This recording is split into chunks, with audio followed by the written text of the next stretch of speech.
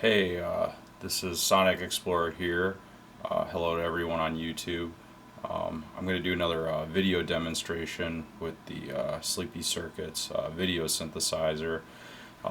What you're seeing on camera or on the camera right now on the screen or on the monitor, what I have is I have my little zoom camera pointed at the monitor right now, and then the Sleepy Circuits thing, the video synthesizer, it is basically kind of doing its thing. I've got it on a very moderate setting right now, and then I have the webcam hooked up to the Sleepy Circuit, so that's why you're getting a visual feed of me in it.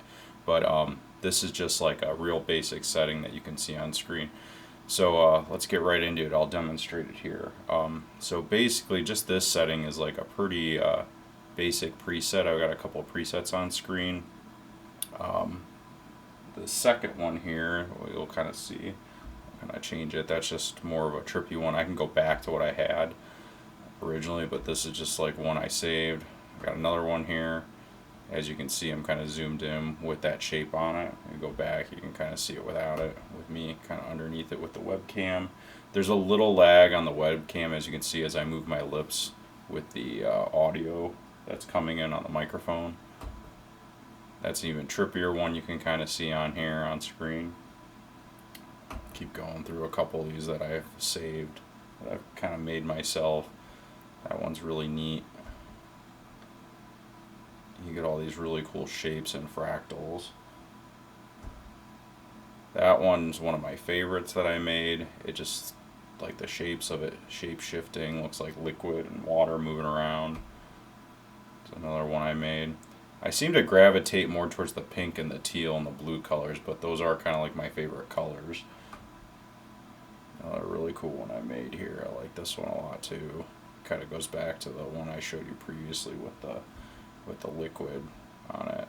So yeah, that one, it kind of reminds you of that one.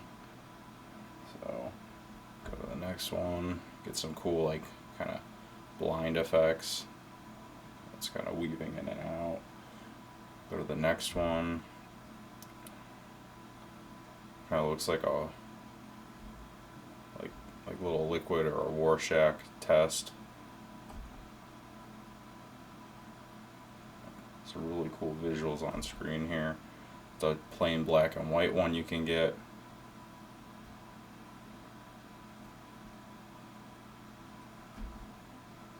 Get something, you can kind of see me in the background, but this one's seizure warning, I guess. It's just a flashing strobe one. I'll get out of that for anyone who has epilepsy. But yeah, it's really cool what you can do with it. I'll go back to what I had on screen here. The cool thing that you can do with it that I kind of demonstrated in the last video, but I wanted to kind of give you a better close-up, is the audio reactive part of it, where it can react to audio, and how I'm kind of triggering the presets on screen here. I'm going to move the webcam away from the screen for a second, but as you can see, I've got a MIDI controller hooked up here. So basically, if you hit a button on like here, like I've got a preset saved, if you just hold the buttons down, press one here, and you go back, it triggers that. And if I go back here, hit this C key, it goes back to my original preset. So it's really cool how you can just kind of save presets on like on a MIDI keyboard. You can just hit stuff, and it's really intuitive what you can get.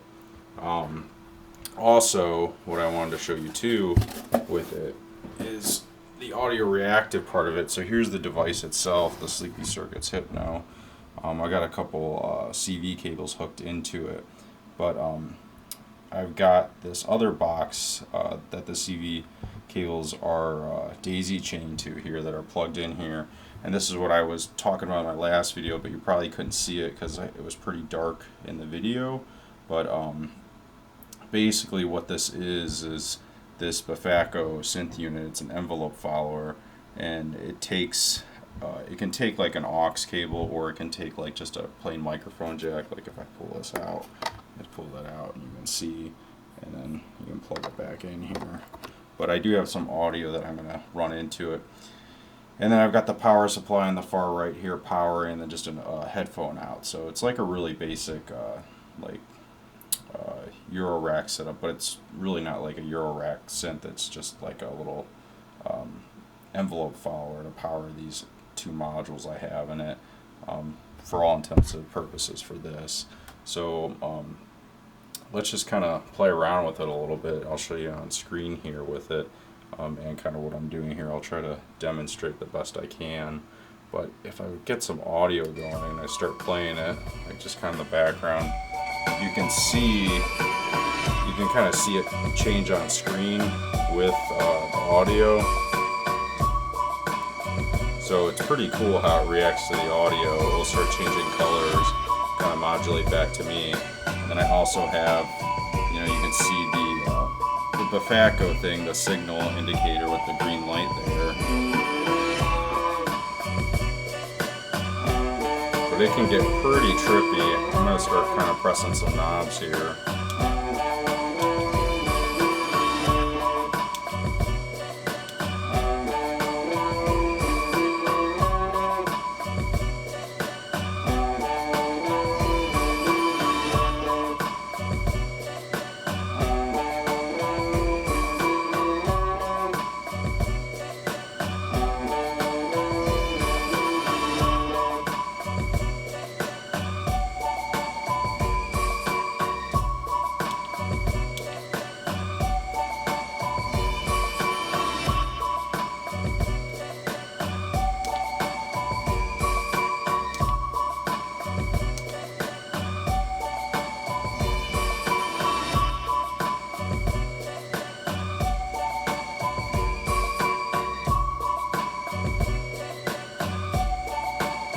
That line of focus, that's really kaleidoscopy.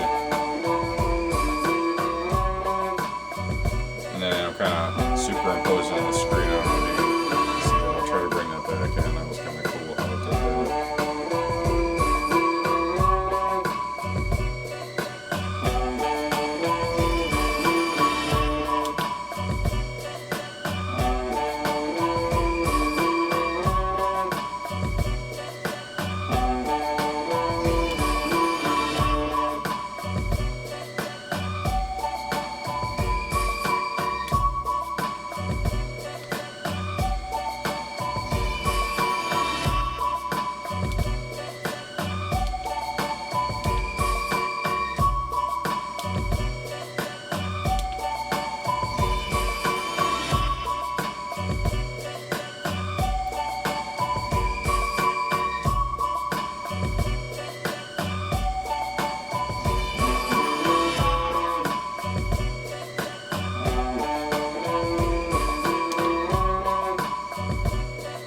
And one thing I noticed too is it seems to react better to or at least how I kind of like to run it, is I like to run like either a snare or kick drum into this to get it kind of reacting to the visuals, to kind of get it to modulate.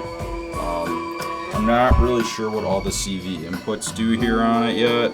I've just kind of found that these two, when I plug them into here and there, it seems to yield the best results, or at least kind of the trippiest ones, the ones I like the most. But you can really get some really cool textures and stuff. I think for live visuals, or like for like a live band, or even like a DJ or VJ, and it's really cool what you can achieve with this, just from a visual standpoint, like performance wise. So that's really neat too. I mean, the sky's really the limit when you're playing around with it. But yeah, I just wanted to demonstrate that a little bit. So thanks for tuning in. Go please subscribe to my YouTube page, follow my music, all that stuff. Thanks, bye.